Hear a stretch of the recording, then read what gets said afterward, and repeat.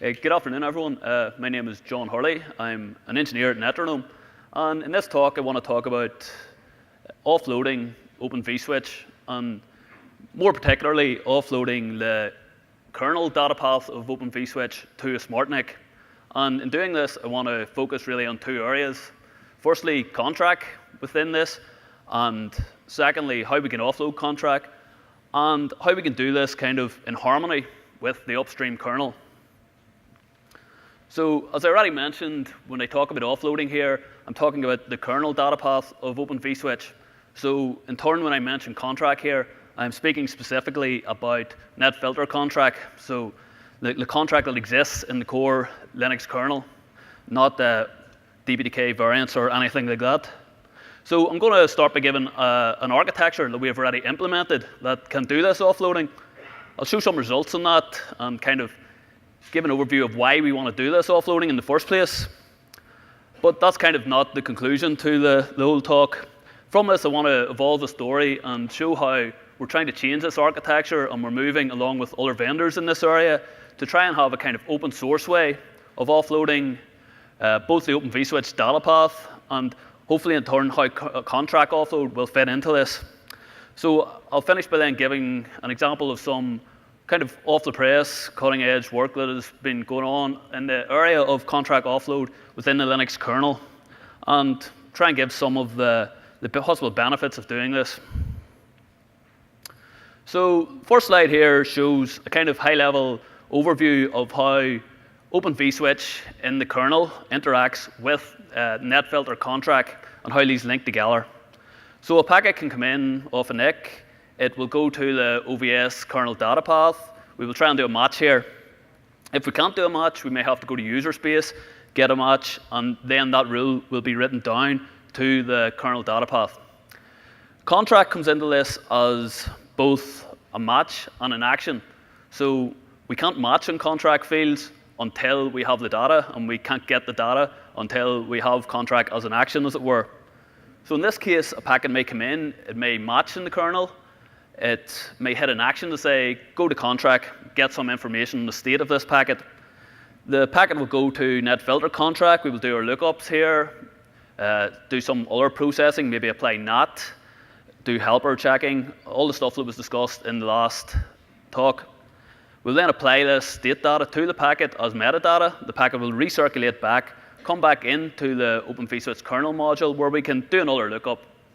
Again, this time the lookup can actually match on some of this state information. We can use this state information to make an overall decision on what to do with the packet, output to a tunnel, send to a VM, whatever we may want to do.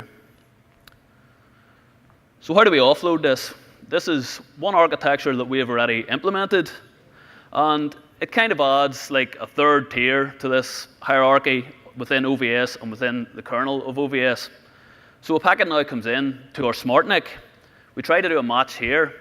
If the rule doesn't exist or we can't match in a SmartNIC, the packet goes to kernel space. Same things apply that it tries to do a match in the kernel. If it can't match here, the packet will then go to user space, and again we'll be able to maybe do a match here. If we can match in user space, the rule will be written down to the kernel, and in turn this will filter down to the SmartNIC. So Conntrack entirely exists within this model on the SmartNIC. The Conntrack table itself, instead of being in the kernel, is now in actual DRAM on the NIC itself. So if the rules exist, a packet can come into the SmartNIC, can match, can go to Conntrack here, can do Conntrack lookups, get all the information that would happen in the kernel, recirculate still on the SmartNIC, and produce the final action. If, however, the packet then matches in the kernel and in kernel space, instead of going to NetFilter Contract, we kind of have our own module that we've put in here. It sort of steals the packet, extracts the tuple information that's required for Conntrack, and sends a request to the SmartNIC to have Conntrack carried out in the same place as anything else. So to have this one kind of area where Conntrack happens. The SmartNIC will then reply with the state information about this packet, and the packet will circulate back through the kernel as per normal. So a kind of problem with this view is that firstly we have to create our own custom kernel module that we insert in here to steal the Conntrack packets, as it were, and also to offload the rules in general. we have to apply our own patches to the Open vSwitch kernel module, recompile and load the new updated kernel module, which again isn't ideal. But before we move on to that, I'll kind of show what we can do, or what's the point of doing this offload. These are some results. So these are kind of basic tests. We do have actually ways, we presented here last year, ways of which we can try and improve these results. But just for illustration purposes, I'll choose to show these. The bottom left shows the 2 rules that we apply for this test. Quite simple. Firstly, we basically match a packet that isn't tracked, so anything that's coming in to the SmartNIC or into the kernel. And we send this to Conntrack, and in this case, we also apply NAT. We recirculate the packet, and this time we should be able to match on some connection state data and output the packet. If we look at the graph on the left, we should see the red bars represent the throughput we achieve with this offloaded Open vSwitch approach. The blue lines are with pure kernel space, OVS, I think it's 2.6. If we look at maybe some of the smaller packet sizes, you can see that effectively we are able to double the throughput achieved. Further justification for this approach is in the right diagram, which really shows the CPU usage that our server has had to apply to achieve these results. So again, the red represents the offloaded approach. And well, rather than showing the CPU usage, this is kind of showing the percentage of the CPU that is still free to go and do other things, to run your VMs, to do NFV, whatever you may want to do. So with our offloaded approach, as kind of expected, we have about 99 to 100% of the CPU usage and the server resources still available to us. To achieve the results shown in the left diagram, when we're running pure kernel space OVS, it's taken about 50% of the CPU resources to achieve these speeds. And again, this is a decent enough spec server. There's about maybe 40 threads running here. So this is kind of justification for why we want to do this offload. But as I said in the previous architecture, we kind of have this issue where we have to add our own custom modules, where we have to apply our own patches to Open vSwitch, recompile.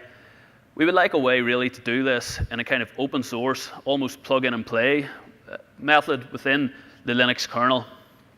So within the community and between ourselves and other vendors, this approach has kind of been settled on.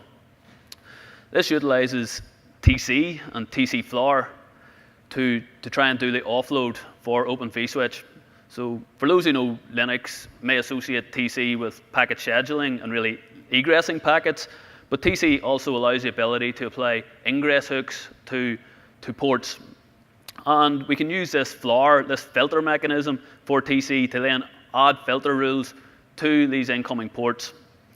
So the TCFloor rules will be covered probably in more detail tomorrow, so I'll not dwell on it too much, but they can effectively do similar things to the Open vSwitch kernel data path, can match in certain packet fields and generate actions.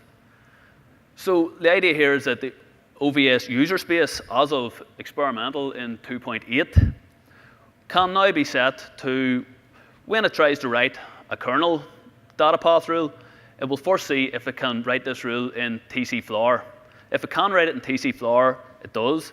If it can't, because maybe something's not supported yet, it still has the Open vSwitch kernel path. So when you think a packet then can come in off the NIC, it can, first of all, will try and match these TCFloor rules.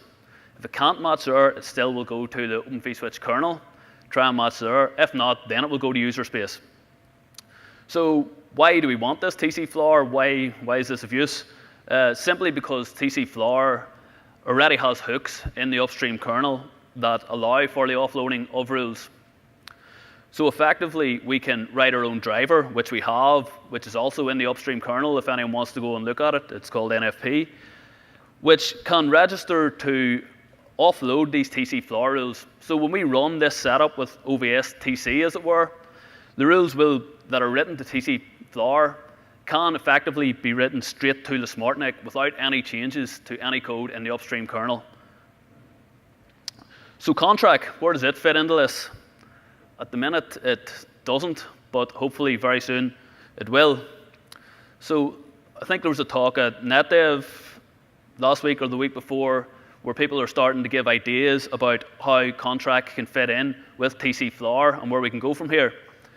This is kind of the way I've described it here, and I think from the feedback I've been hearing, this is kind of the way things are going to go, where Conntrack within TCFloor takes a similar stance to that of the Open vSwitch kernel module, whereby Conntrack itself is both an action and a match field. So we match, we send to netfilter Conntrack, we recirculate, then we can match on the state information. So hopefully this kind of architecture is something that we will be looking at in hopefully the coming weeks, if anything, whereby we can offload not only our TCFloor rules, but hopefully our Conntrack rules. So if we kind of look at the arrows I have on this diagram, TCFloor to the SmartNIC, to the NFP, that exists. Open vSwitch kernel to Conntrack module, that exists. That's been there from OVS 2.5. This new work will hopefully exist quite soon, going from TCFloor to netfilter Conntrack. But we also have the line from Conntrack to the NFP. So how can we offload Conntrack flows? This is something that doesn't exist currently, and it's something that we've been looking at, and hopefully, again, very soon will exist. So at Neternome, we've been doing some work the last few months with Pablo Neira, who you may recognize as maintainer of netfilter and NF tables, and by and large, Conntrack. A couple of weeks ago, there were some RFCs posted that describe changes that can be used, possibly or hopefully, to offload Conntrack. So I've kind of stole a quote from Pablo here to describe what's going on, and it simply says that we're not offloading Conntrack, but we're offloading flows. Now, this seems a bit strange because I'm talking about offloading Conntrack, but by and large, they're the same thing. So to dig in a bit deeper, really what we're saying is that within Conntrack in kernel space, within netfilter Conntrack, there will be this idea of a flag added to the connection state to say that this connection has been offloaded. So we know about this connection, we know it exists, but now something else is taking care of it. This means that then flows won't be timed out and a lot of housekeeping can be done. The proposal that we're putting forward initially is that flows are not offloaded until they reach the established state. So independent of the mega flows or whatever that Open vSwitch may create, the first packets in any unique 5-tuple flow will go via the kernel and via the netfilter Conntrack module. Once we get the established state, then we can decide if we want that this flow can be offloaded, mark it as offloaded, and let the NIC or the underlying hardware device take over and continue here. So why this approach? What are the advantages of doing it this way? Why not try and offload everything in Conntrack? Well, first thing, the kernel and netfilter Conntrack within the kernel still gets to make a lot of the key decisions. So obviously from a SmartNIC perspective or an offload device perspective, this lessens a lot of the kind of code complexity that we have to offload. But there are also other advantages to it. So Conntrack itself in the kernel still gets to decide when a flow has become established. It still can track, say, TCP handshakes, whatever else we may need to do. And we get a lot of other kind of logic for free.